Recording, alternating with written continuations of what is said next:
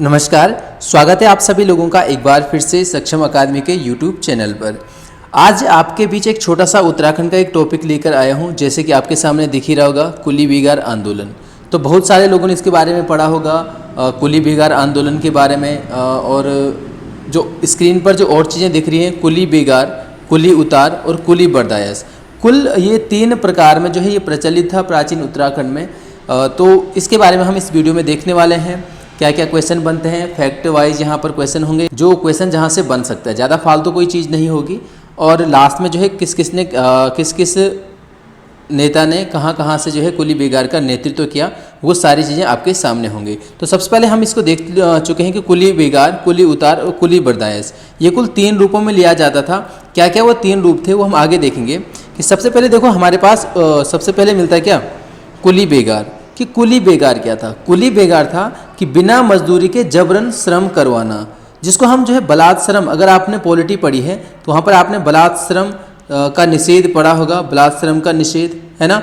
तो बलात् श्रम क्या होता था कि जब किसी व्यक्ति की इच्छा नहीं होती है और उसकी इच्छा के बिना उसे जबरन क्या करवाना, मजदूरी करवाना, बिना वेतन की ये मजदूरी होती थी, तो उसको कुली बेगार कहा जाता था। दूसरा आता हमारे पास कुली उतार। तो कुली उतार था कि न्यूनतम मजदूरी पर सरकारी व गैर सरकारी बोझा ढोने हेतु।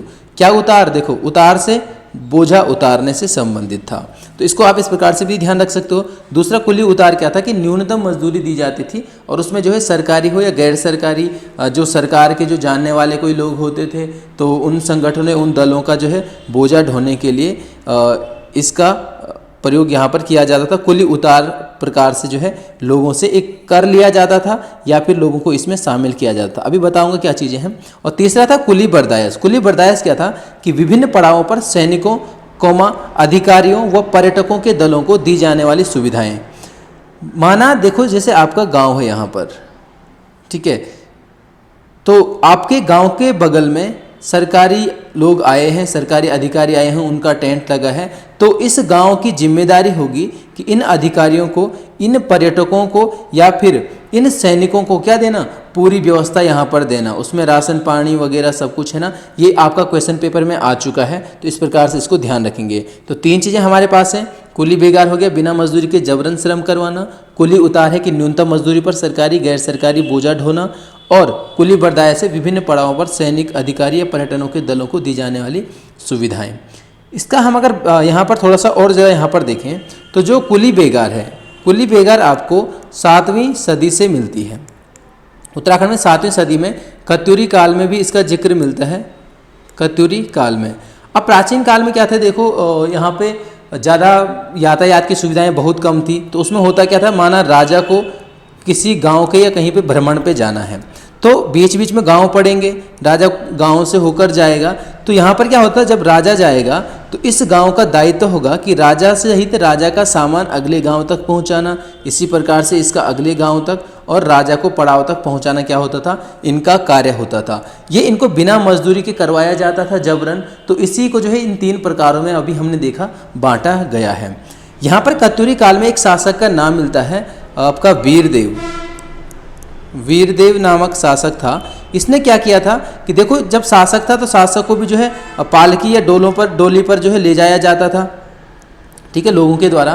तो इस शासक ने क्या किया था, वीरदेव ने, कि जो इसको डोली को ले जाने वाले थे उनको उस समय कहार कहा जाता था, उस वर्ग को कहार। गांव के हट्टे कट्टे 2-4 लोग पकड़ दिए कि ये क्या करेंगे, राजा की डोली को ले जाएंगे एक गांव से दूसरी गांव। तो वहाँ पर क्या था कि राजा की डोली जो है पहाड़ी रास्तों में हिचकोले न खाए, मतलब हिले डुले ना, इसलिए उन कहारों के कंधों पर जो है ना हुक लगवा दिए गए थे इन डंडों को फंसाने के लिए।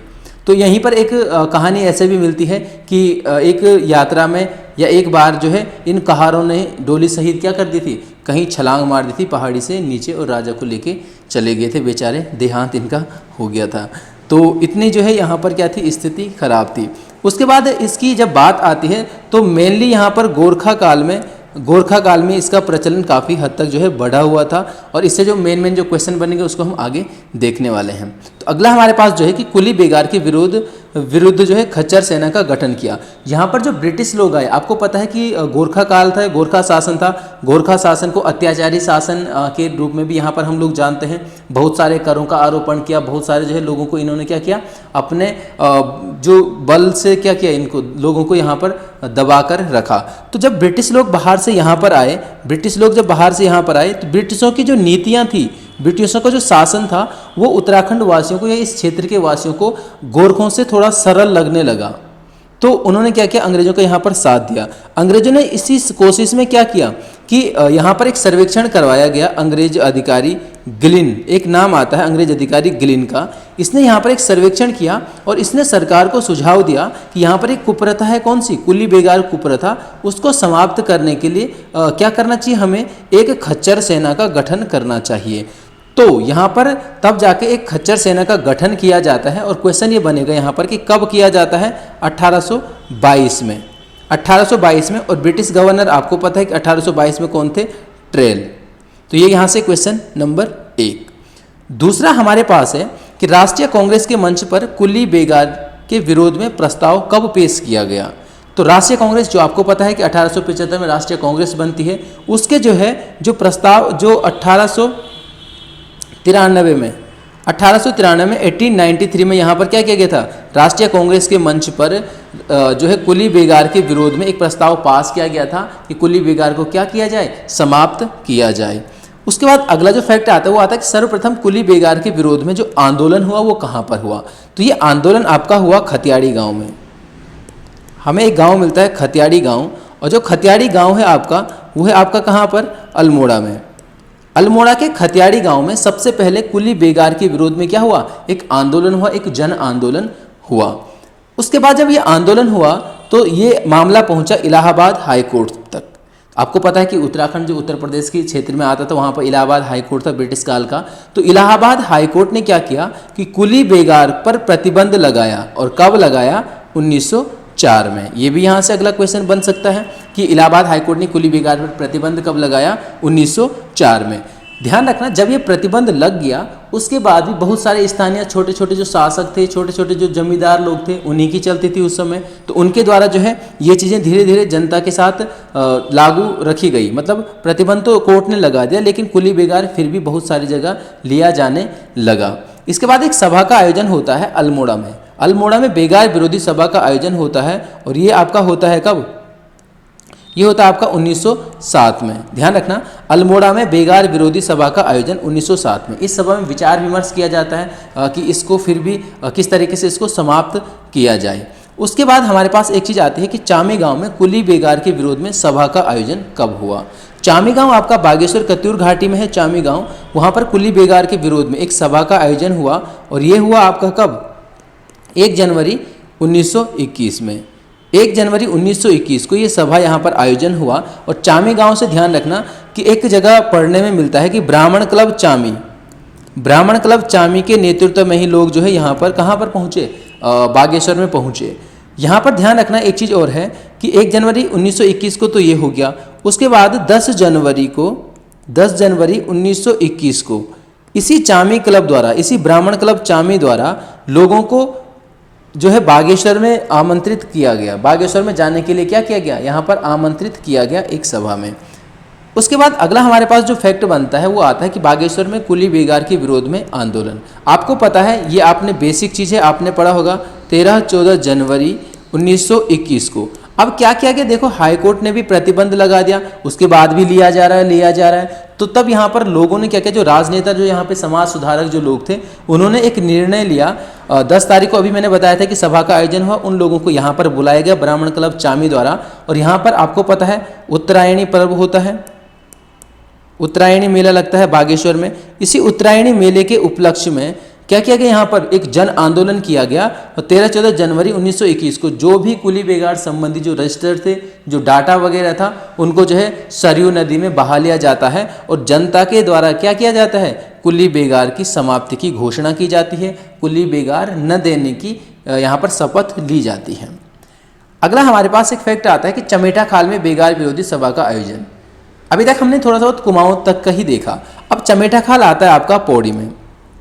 चमेटा खाल जगह है पौड़ी में, और चमेटा खाल में भी गढ़वाल में भी 30 जनवरी 1921 में एक सभा का आयोजन हुआ बैरिस्टर मुकुंदी लाल की अध्यक्षता में। बैरिस्टर मुकुंदी लाल की अध्यक्षता में इस सभा का आयोजन हुआ। कहाँ पर? चमेटा खाल में, मतलब गढ़वाल में, या आप बोल सकते हो ब्रिटिश गढ़वाल, या फिर सीधे सीधे पौड़ी में। उसके बाद अगला हमारे पास है कि कुमाऊं कमिश्नर। इस समय कुमाऊं कमिश्नर कौन थे? अब यहाँ से क्वेश्चन कई बार बन सकता है। तो पर्सी विडम या पी विडम करके एक यहाँ पर नाम आता है गवर्नर का। तो कुली बेगार के समय जो गवर्नर थे वो कौन थे? पर्सी विडम या पी विडम। और डिप्टी कमिश्नर की बात आए तो डिप्टी कमिश्नर यहाँ पर थे डायबिल। डिप्टी कमिश्नर थे कौन? डायबिल। तो इन चीज़ों को आप ध्यान रखेंगे कि गवर्नर थे कुमाऊं में कौन थे? ब्रिटिश गवर्नर पी विडम, और डिप्टी गवर्नर थे डायबिल। अगला हमारे पास है कि इससे संबंधित, देखो इस आंदोलन से, कौन सा आंदोलन? जो कुली बेगार आंदोलन यहाँ पर हुआ था, उस आंदोलन से संबंधित हमें 3 कथन मिलते हैं। पहला कथन है कि इस आंदोलन को असहयोग की पहली ईंट कहा। असहयोग की पहली ईंट कहा इसको आचार्य सत्यदेव ने। सॉरी, आचार्य नहीं थे, ये स्वामी सत्यदेव थे।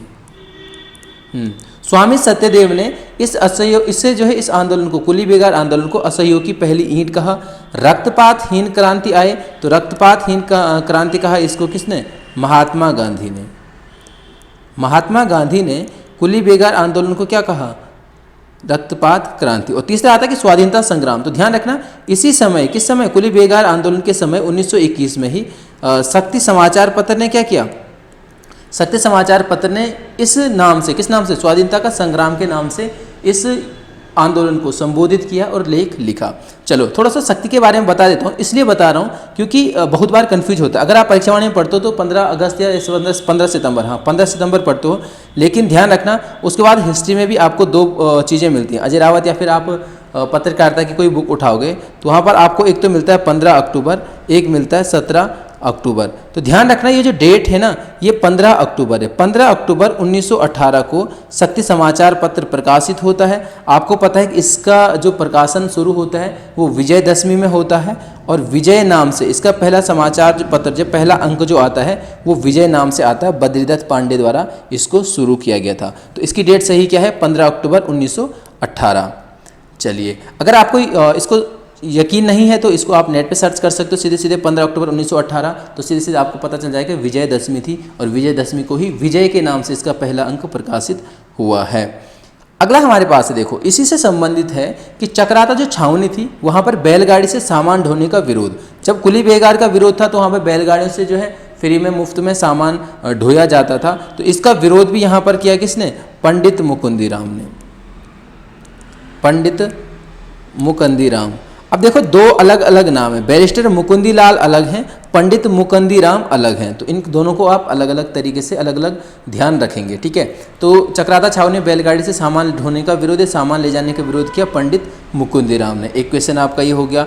अगला हमारे पास जो क्वेश्चन बन सकता है, देखो हाँ भाई, हमने देखा अभी कि 13-14 जनवरी 1921 को लोगों ने क्या किया बागेश्वर में, कि कुली बेगार को न देने की शपथ ली। लेकिन टिहरी रियासत और अस्कोट में भी एक रियासत वहाँ पर थी छोटी सी, इन दोनों ने तब भी जो है कुली बेगार को बनाए रखा। लेकिन अंततः 1923 में क्या किया? टिहरी रियासत में भी और अस्कोट में भी किसका कुली बेगार का अंत यहाँ पर किया गया। तो थोड़ा सा इससे हटके है किससे, और आंदोलन और जगह से हटके है टिहरी रियासत और अस्कोट 1923। उम्मीद है आपको इसको भी ध्यान रखेंगे। अगला हमारे पास देखो, विभिन्न क्षेत्रों से कुली बेगार आंदोलन का जो नेतृत्व किया गया वो किस किस के द्वारा किया गया। तो यहाँ पर सल्ट में देखो, सल्ट में बहुत सारे आंदोलन है। सल्ट में हरगोविंद पंत के द्वारा इसका नेतृत्व किया जाता है। सल्ट आपका सल्ट क्षेत्र अल्मोड़ा में है। यहीं पर एक क्वेश्चन और देख लेते हैं कि हरगोविंद पंत के लिए ही आता है कि सल्ट सत्याग्रह का नेतृत्व किसने किया। वो भी हरगोविंद पंत ने किया, और इनके द्वारा 2 पुस्तकें मिलती हैं कि सल्ट पर कैसी बीती, और एक मिलती है राजनीतिक प्रवेशिका करके। दूसरा देखते हैं पिथौरागढ़ से जो कुली बेगार आंदोलन का जो नेतृत्व किया गया वह किया गया किसके द्वारा? प्रयागदत्त पंत के द्वारा। इनका नाम आपने पढ़ा होगा परीक्षा वाणी में। इनके बारे में एक चीज़ और मिलती है कि उत्तराखंड की भूमि पर आंदोलन प्रारंभ करने का श्रेय किसे दिया जाता है? वो दिया जाता है किसको? प्रयागदत्त पंथ को। अगर चमोली की बात करेंगे तो अनुसुईया प्रसाद बहुगुणा, पौड़ी में मथुरादत्त नैथानी, लैंसडाउन में बैरिस्टर मुकुंदी लाल में। और समस्त कुमाऊं से या फिर बागेश्वर में जो नेतृत्व किया था वो क्या था आपका, किसने, बद्रीदत्त पांडे ने। इसीलिए बद्रीदत्त पांडे को इसी आंदोलन में सफल नेतृत्व के लिए कौन सी उपाधि दी गई, कुमाऊं केसरी की उपाधि दी गई। और गढ़वाल केसरी की किसको दी गई, अनुसुईया प्रसाद बहुगुणा। तो इन दोनों को भी आपने क्या करना है, ध्यान रखना है। तो ये छोटी सी चीज़ थी जो आपके लिए क्या थी, कुली बिगाड़ से संबंधित जहाँ से क्वेश्चन बन सकते हैं। उम्मीद है आपको जो है कुछ चीज़ें आपके काम की मिली होंगी, यही उम्मीद करता हूँ। एक बात और कि अगर आप लोग प्रैक्टिस सेट से, सक्षम प्रैक्टिस सेट से जुड़ना चाहते हैं तो आप जो है संपर्क कर सकते हैं। अगर आप लोग देहरादून में हैं तो आप सीधे सीधे ऑफलाइन क्लासेस से जुड़ सकते हैं। ऑफलाइन क्लासेस में हमारा एक दिन क्या होता है, पेपर होता है, अगले दिन उसका डिटेल में सॉल्यूशन होगा। माना आपके पास पेपर में 4 ऑप्शन होते हैं, उनमें से एक तो सही होता ही होता है, लेकिन पेपर इस तरीके से सेट किया जाता है कि उन तीनों ऑप्शन से भी आपको जो है कुछ चीज़ें ऐसी मिले कि जो पेपर में आपके काम आ सकती हैं। इसका सिलेबस हमारा फिक्स रहता है, 20 नंबर की आपको हिंदी मिलेगी, 30 नंबर या कभी कभार आपको 35 नंबर का यहाँ पर उत्तराखंड मिलेगा। और 5-5 क्वेश्चन हमने हर सब्जेक्ट से पकड़ा हुआ है, साइंस को छोड़कर, क्योंकि साइंस को जो है आना ही नहीं है इसमें। तो 5 यहाँ पर कंप्यूटर मिल जाता है, कभी कभार करंट अफेयर, और 10 क्वेश्चन आपको यहाँ पर रीजनिंग के मिलते हैं, नॉर्मली रीजनिंग जो आपको क्या आती है, पेपरों में आती है। इसमें भी हमारा देखो सबसे ज़्यादा जो फोकस है ना वो उत्तराखंड और हिंदी पर इसलिए है क्योंकि जीएस आप या फिर हर कोई कहीं से भी आपको मैगजीन वगैरह में या फिर बुक वगैरह में आपको पढ़ने को मिल जाएगा। हिंदी में देखो, हिंदी में बात करूं तो हिंदी में इसलिए है कि अब समझने वाली चीज़ें ज़्यादा आ रही हैं। पहले यूबीटीआर का ज़माना था तो आपको रटने वाली चीज़ें आती थी, पर्यायवाची, तत्सम, तद्भव, विलोम, ये सारी शब्द। लेकिन अब क्या है, थोड़ा सा समझने वाली हिंदी आ रही है तो उस पर हमारा ज़्यादा फोकस है। और उत्तराखंड की मैं बात करूँ तो उत्तराखंड में हमारा जो फोकस है वो है बेसिक पर, क्योंकि बेसिक ही अगर आपका सही हो जाता है तो आपका पेपर में जो है आपका मेरिट में नाम आ जाता है। क्योंकि हर पेपर के रिजल्ट के बाद हमारे एक ही अफसोस होता है कि काश मेरे वो 2 क्वेश्चन आते हुए भी गलत ना होते तो मैं मेरिट में होता। तो हम केवल इसी पर काम करते हैं, बेसिक पर, क्योंकि हमें टॉप फिलहाल नहीं करना है, अभी हमें मेरिट में आना है। मेरिट में आके फिर अगले पेपर में सोचेंगे कि हाँ अभी हमें टॉप करना है। तो अगर आप लोग जुड़ना चाहते हो ऑफलाइन तो ऑफलाइन जुड़ सकते हैं। जो लोग देहरादून से बाहर हैं उनके लिए भी एक साधन है, हमारे सक्षम अकादमी का मोबाइल एप्लीकेशन है, उसका लिंक भी आपको डिस्क्रिप्शन में मिल जाएगा। और आप जो है एप्लीकेशन डाउनलोड करके उसके स्टोर में आपको जो है सितंबर से लेकर जो है अभी तक लगातार प्रत्येक महीने जो प्रैक्टिस सेट कोचिंग में होते हैं उनका सॉल्यूशन सहित जो है सॉल्यूशन वीडियो सहित वहाँ पर कोर्स आपको मिल जाएगा। उसके बाद भी आपको कोई दिक्कत होती है तो आप स्क्रीन पर नंबर आपको दिख रहा होगा, तो आप यहाँ पर क्या है आप कॉल कर सकते हैं, व्हाट्सएप कर सकते हैं, आपकी पूरी मदद यहाँ पर की जाएगी। तो चलिए आगे मिलेंगे एक छोटे से फिर से किसी टॉपिक के साथ, तब तक के लिए धन्यवाद।